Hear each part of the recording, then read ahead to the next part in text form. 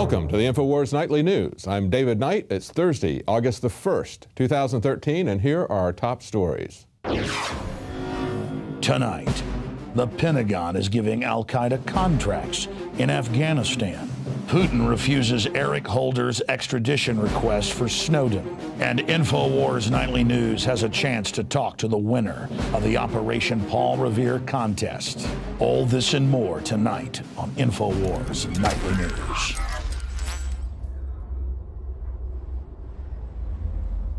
Well, do you remember when Rachel Maddow ridiculed Alex Jones for pointing out the connections between the U.S. government and al-Qaeda? You saw them stage Fast and Furious. Folks, they staged Aurora. They staged Sandy Hook. The evidence is just overwhelming. He also says the evidence is overwhelming that President Obama is now personally the global head of al-Qaeda. See, folks, the evidence is just overwhelming. Do I have to spell it out for you? Are you blind? Well, no one is more blind than those who refuse to see. Now, this is a story from Prison Planet, but this is also a story from Bloomberg. And Bloomberg is not known to be a small government advocacy outlet. So this is what Bloomberg reported.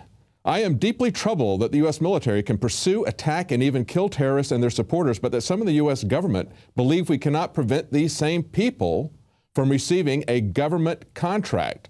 Now that is a quote from Joe Sopko, Special Inspector General for Afghanistan reconstruction. So we have Bloomberg quoting an inspector general of the U.S. government saying, even though these people are terrorists, we can't stop them from getting a government contract. And he goes on to say they may be enemies of the United States, but that's not enough to keep them from getting government contracts. He said while the Obama administration is funding, equipping, and training al-Qaeda extremists in Syria to overthrow the Assad government, it is also awarding contracts to al-Qaeda after a decade-plus long war against the quote-unquote terrorists in Afghanistan. Well, this is nothing new.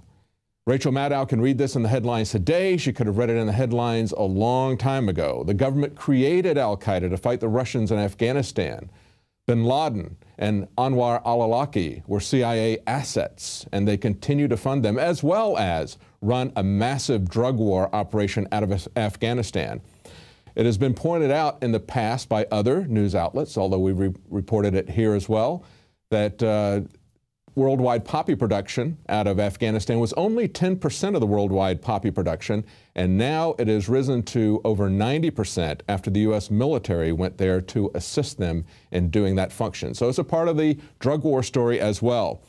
But now the real aid to al-Qaeda is going to happen after we leave, perhaps big aid to them. Also reported from Infowars, NATO leaves live munitions behind at abandoned Afghan Air Force bases. The U.S.-led military coalition in Afghanistan has agreed to do a better job of cleaning up deadly unexploded munitions from its bases and firing ranges as it closes them down after the UN accused the coalition of leaving dangerous explosives behind. So-called explosive remnants of war have emerged in the past few months as an increasing danger to civilians, in particular children. In the first half of the year, nearly 150 people were killed or injured when such munitions detonated. Well, right now, they're just talking about carelessly left behind unexploded ammunition. But we have seen as the government has pulled out of one country after the other after their war that they leave behind massive military bases filled with all kinds of equipment. And usually after we leave a country, the people that we were there to fight usually take over. So, of course, that's going to be al-Qaeda, but then we kind of put them in power to start with. But it's not just the wars that we know about. The Pentagon has secret wars. This is a story that was broken by the New American. Pentagon's secret wars you don't even have a right to know. When asked by senators to identify the groups being fought, the Pentagon said it's a secret. If the organizations are infiltrated enough to be targeted with military force, why can't they be mentioned publicly? There's a countervailing, very important interest in the public knowing who the government is fighting against in its name. And that's a quote from Jack Goldsmith of Harvard University Law School. Now, another study done by another Harvard professor and by a professor from UCLA is titled, How Many Wars is the U.S. Fighting Today? And they estimate in their study that the U.S. government is fighting at least 5, quote, unannounced and undeclared wars around the world. Well, we know that the U.S. government helped to fund and create al-Qaeda, but who is really controlling the U.S. government? We've all heard of the free Obama phone. Yes, everybody in Cleveland, low minority, got Obama phone. Keep Obama in president, you know.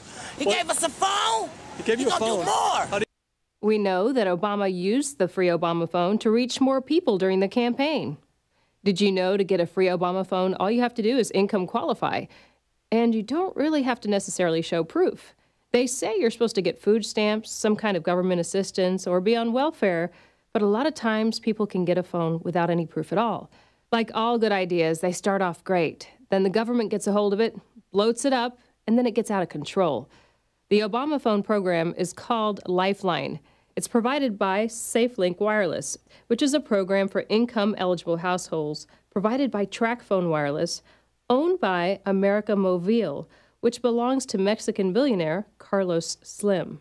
So Mexico is funding Obama's campaign through the Obama phone, and the tax you pay on your cell phone goes back to Mexico so that they can provide phones and service to the enslaved welfare recipients so that they can continue to vote to keep their free phones. I am Gigi Arnetta with an Infowars Nightly News Alert. Well, there's been new developments in the crimes committed by the NSA. That's right. This is not a story about Edward Snowden or where he's going or where he's going to stay. This is about the crimes committed by the NSA, and some people at the Black Hat Conference understand that. Our nation takes stopping terrorism as one of the most important things. Freedom! Exactly. No, I'm saying I don't trust you. You lied to Congress. Why would we believe you're not lying to us right now? Read the Constitution. I have. Well, General Alexander has read the Constitution. He just doesn't care what it says. And when he says this is about freedom, he's lying about that as well, just as he lied to Congress.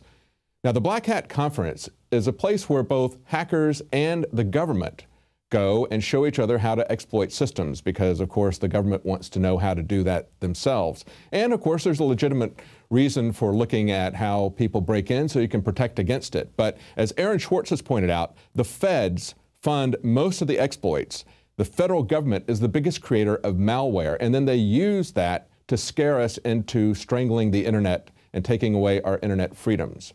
Now, there was another hacker that everybody expected to be presenting there, Barnaby Jack, and he has in past years shown some remarkable things at Black Hat. He was going to talk about how easy it is to hack into medical devices and to even kill people. But of course, that's a multi-billion-dollar industry, medical devices, and it would not serve a lot of people's interest to have that information get out. He died just before the conference under mysterious circumstances. Now, the mainstream media will cover the story of Edward Snowden, and they'll kind of turn it into a Where's Waldo type of story, but it's about a lot more than that. Snowden's father calls out Obama on Nuremberg crimes. This is written by Bruce Fine and Snowden's father, and it says, "These, I protest, are not mere second-class rights, but belong in the category of indispensable freedoms. Among deprivations of rights, none is so effective in cowing a population, crushing the spirit of the individual, and putting terror in every heart. Uncontrolled search and seizure is one of the first and most effective weapons in the arsenal of every arbitrary government." That's what's going on, folks. This is how tyrants work, and this is why it is expressly forbidden in the Constitution, in the Fourth Amendment, and others.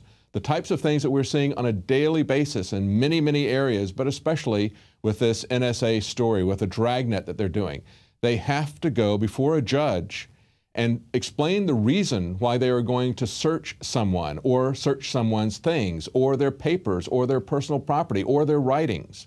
That has to be put before a judge, and a judge has to agree. But instead, they have done that to every American citizen, and it doesn't matter what degree they have done it to. They've done it. It breaks the law. Now, the same people that broke the law are now asking that Edward Snowden be extradited out of Russia. And Russia says that they've rejected out of hand Holder's extradition request for Snowden. And this is not just a partisan thing. This is something that former leaders of both parties have come out in opposition to this. Former President Jimmy Carter says America now has no functioning democracy. And on the GOP side, former Senator Gordon Humphrey from New Hampshire wrote a very eloquent piece to to Snowden himself and to the Guardian, which reported it. He said, "I object to the monumentally disproportionate campaign being waged by the U.S. government against Edward Snowden, while no effort is being made to identify, remove from office, and bring to justice those officials who have abused power seriously and repeatedly violating the Constitution of the U.S. and the rights of millions of unsuspecting citizens." Well, the officials who are abusing power and ignoring the Constitution includes Eric Holder and Obama, because if they do not bring to justice those who commit crimes at the NSA and the CIA, they are then complicit in those crimes. They are then accessories to those crimes. So these are the leaders of the previous generation of politicians talking about how America is turning into a banana boat republic. This is it's incredible what we're seeing here in terms of ignoring the Constitution and breaking the law and allowing that to happen. They're not even concerned with that. They just want to make this about shutting down whistleblowers who are going to expose further criminal activity from them. Now we have a quote here from Henry David Thoreau. He says, "Disobedience is the true foundation of liberty. The obedient must be slaves." Well, Thoreau was heavily quoted in that letter written by Bruce Fein to Obama and to Eric Holder. Now, coming up after the break, we have an interview with the grand prize winner from Operation Paul Revere, the $100,000 prize winner. So stay tuned. We want to hear all about his film and how he made it and why. Now you can watch Alex Jones live at Infowars.com/show. You'll find links to all of our content there and a free 15-day trial for Prison Planet TV. You can also browse the network, the Infowars Nightly News, and over 60 movies and documentaries all together in one place. You can watch the Alex Jones radio show live as it happened. So check it out, Infowars.com/show. Are we choosing our own destiny, or has it been pre-selected for us? As we've moved through history, every great leader has had to understand the potential of information. Billions of dollars have been spent privately and publicly looking at how to tap into your psyche. From compulsory state education to the Hollywood media brainwashing machine, we are kept in perpetual bondage to the ideas that shape our actions. When somebody obscures that feedback loop between you observing and testing it out and verifying it, they can take total control of your awareness. All of this is happening so fast, you need to be ahead of the game. How to engineer the opinion of the American people so that they would not only endorse but demand a war. Oh, there's another one. Another plane just hit. State of Mind, because there's a war on for your mind. Get your copy of State of Mind, the movie, at Infowars.com. And remember, every order at InfoWarsStore.com receives a free citizen rulebook. Well, although 3 months is a very short time to do a film, it seems like it's been a long time reviewing these. I tell you, we've really been overwhelmed with both the quantity and the quality of the entries that came in. But there's one that stands out, and that's The Purge, the $100,000 grand prize winner. And I've got the filmmaker on the line with us right now. It's Michael Dohrmann. Michael, congratulations. Thank you so much. This has been so much fun from the very beginning all the way here to the announcement yesterday. It has been fabulous. That's great. Yeah, tell us how you found out about the Operation Paul Revere contest. Well, I'm a daily listener of Alex Jones, so obviously he announced it probably, what was it, back in January? Yeah. So we started to get ideas about it then and started planning there on out. Super. So you decide you're going to get in it. What's the first thing you do when you're going to make a film? You got to get the ideas together. And so my brother has like a stack of different articles that he likes to collect, and I do too. And so we started looking through those, and at that time frame in January, February, you had a lot of articles. You guys had a lot of articles about the DHS, and so you had the paper targets coming out then sometime around there. You had the tanks being announced, the 2,700 tanks for domestic use. You had the 7,000 assault rifles that they were using, but they were going to make ours illegal, but they could have them. That's right. So you had all these articles like DHS. I think we need to make a movie about DHS. Yeah, and that's the key. I got to tell you, there were so many fine entries. Production values very good, And they were also on target, and they covered a variety of topics. And that was a really important thing, too, about Operation Paul Revere. But, you know, it's just like when Alex saw that, it just hit home because he's been talking for so long about how they're holding these meetings. I mean, this goes way back. They've been doing this type of thing for a very long time. We've been talking about it for a very long time. And when you acted it out, when he saw, you know, your film production, your dramatization of what's actually going on in these meetings that we've been talking about, we've been showing the notes from the meetings, we've been showing even some clips from the meetings, when you actually acted this out, that really hit home with him. That's what pushed it over the top, I believe. Yeah, you even showed the video of, you know, the DHS guy. What was it in the meeting? And his guy's like, yeah, George Washington is the terrorist. And so you see that, oh, we got to do a movie about this. That's great. Well, tell us what you're going to do with the money now. Well, I'm getting a little low on the Tangy Tangerine, so I think I'm going to hit the Infowars website store and get a little bit of the Tangy Tangerine 2. That's great. Get a copy of,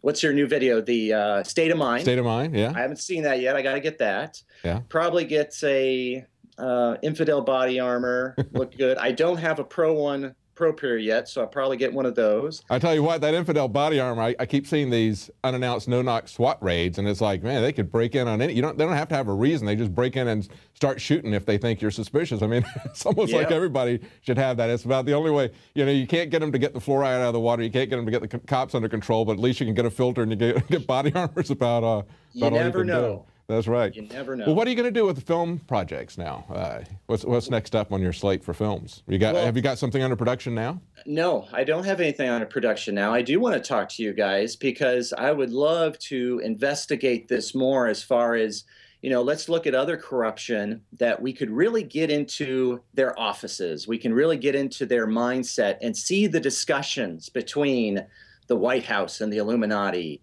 the DHS, the NSA. What are they really talking about? So I'd love to do a full drama narrative film where we interweave a bunch of different characters and then see the cause and see the effect. We see them talking about it, and then we see it played out. Or even as Gigi Ernetta special report earlier, she's got a breaking report about Obama and the connection with the Obama phone and the telecom billionaire out of Mexico, the world's richest man. So, you know, we talk about the presidents being just puppets of international globalist corporations. I mean, exactly. So we see that conversation. That's the kind of narrative I'd like to get into. And that's what we did with Purge. And people seem to like it. So let's go further. That's right. You know, we tell people about what's happening in the news. We can put together documentaries that spread it out, give them a broader context.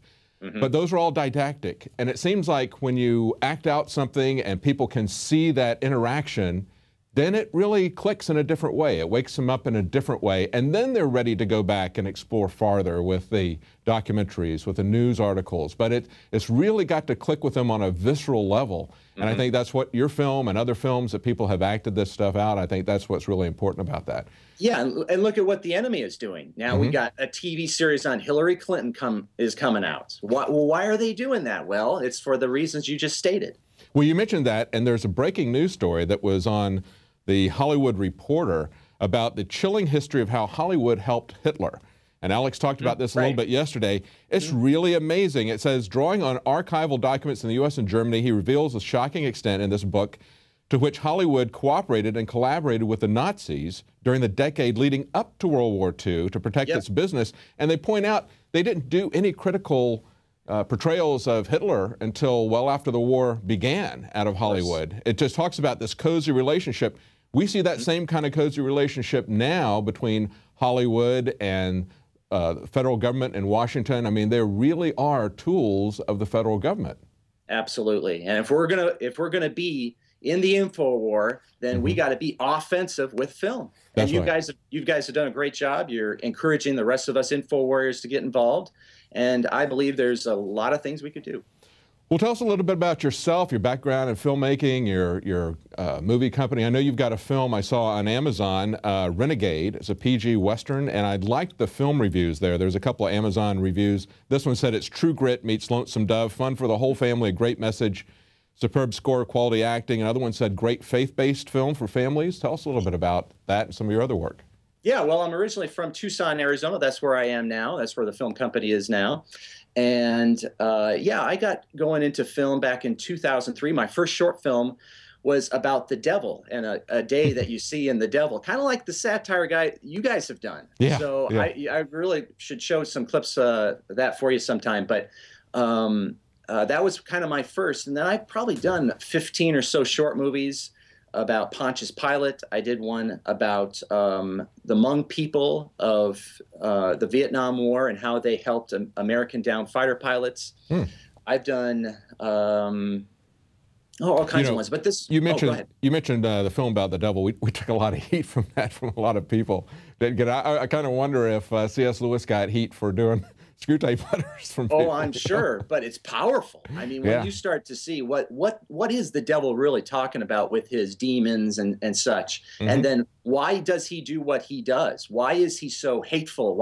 Where did that come from? And so I would love to do a feature film. It would take a lot of money to do, but where you actually see the devil in heaven, and then you see the fall, and then you see why he is. What is he really after here on earth? Right. Is it just because he said no? There's a reason to it all. That's and right. So I think it's a powerful piece if we could do it. But Renegade, yeah, it's a family film about a movie about God, gold, and guns. The tagline is the good and the bad shall be revealed.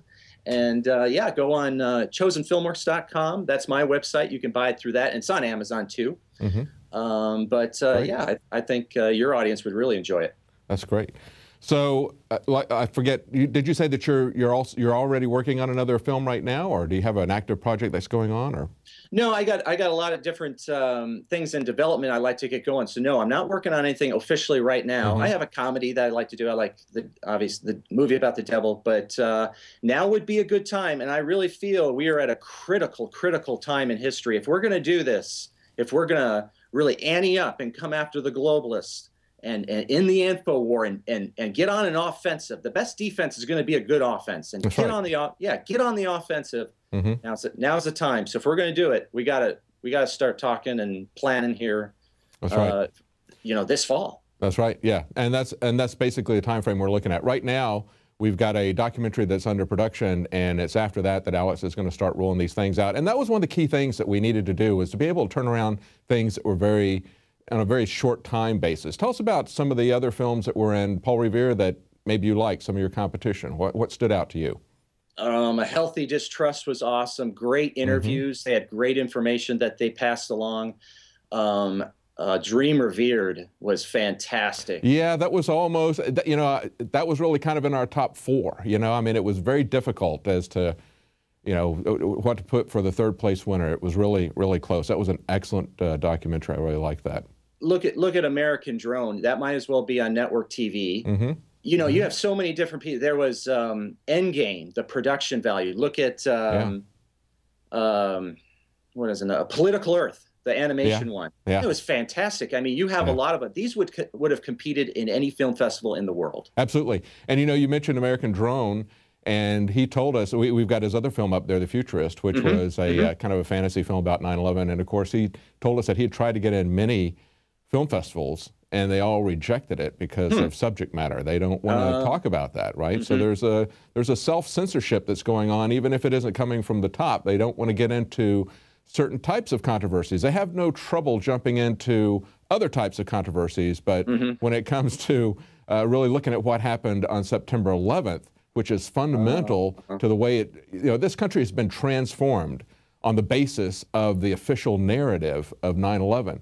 And so that's something we should all look at very carefully, just as we should all look at very carefully the official rationale for transforming the world based on the perception of climate change and the perceived causes of climate change or whatever. So they come up with these narratives, and they use these narratives to completely restructure society and government and even create a world government, and yet we're not allowed to question or even look at these fundamental assumptions. Yeah, but just take it one brick at a time, build it up. It's like one of my favorite books is Og Mandino's The Greatest Salesman in the World. And it talks about if you're going to be a success at anything, you just have to, you may take, if you're going to chop down a tree and you got your axe, the first blow may not cause even a tremor in the wood. But from childish swipes, if you just keep on it keep on going, the oak will eventually tumble. It's like anything. You just got to just keep going, keep going, keep going. And then hopefully you hit those points of critical mass, especially in the info war, where people, where things do begin to snap. What was it?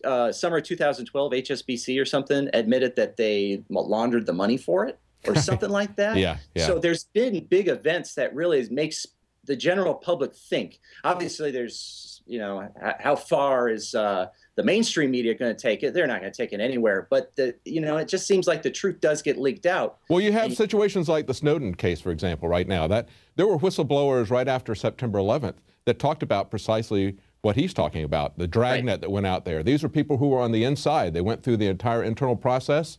Then they went open with it. The government came after them. But it took Edward Snowden leaking the same information that these insiders had already put out there 10, 12 years ago. It took his revelation to really get people to start thinking about it. So you never know what's going to hit traction with people. Yes. That's why we're trying to do every different kind of avenue. We try to do broadcast news, print news. We try to do documentaries. We try to do now fiction films. So there's a lot of different things that we're trying to do. And you did a great job. I know you're very happy winning, and we just want to tell the other people who participate in this that we're going to be looking at all of their work, and it's a talent search as part of this, and we had a lot of really fine work out there, but we're interested in talking to you some more, and you'll be hearing back from us, I'm sure. All praise and glory to God. Thank you so much. It was wonderful. All my people involved, thank you. They're so excited, so proud, and hopefully we can do an annual event. Yes. It'll be an annual film festival sometime. Yeah, I love it. Thank you very much. Congratulations, Michael. Well, congratulations to Michael Dohrmann, the producer of The Purge, the $100,000 grand prize winner in Operation Paul Revere.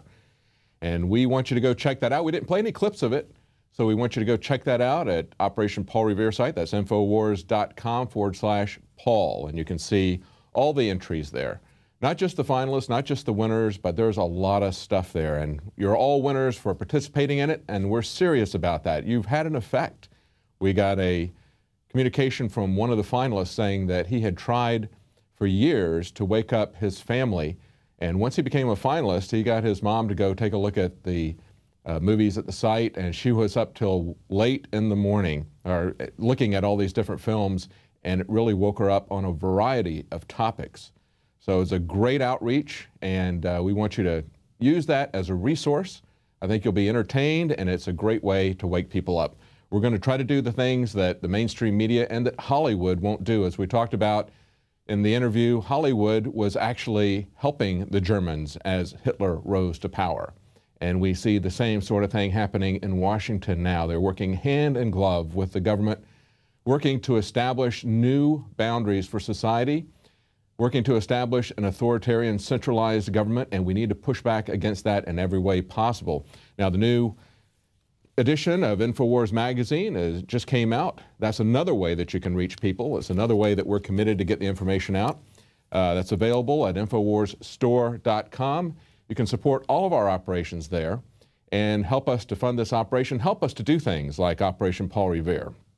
It was a huge amount of money for a video contest. There are not very many contests out there that have a $100,000 prize, and we can do that with your support, with your purchases at InfowarsStore.com. It's a win-win situation. It helps us to get the information out there, and Alex is committed to funding this information war. Well, that's it for tonight. We'll be back at 7 Central, 8 p.m. Eastern tomorrow night. Stay tuned.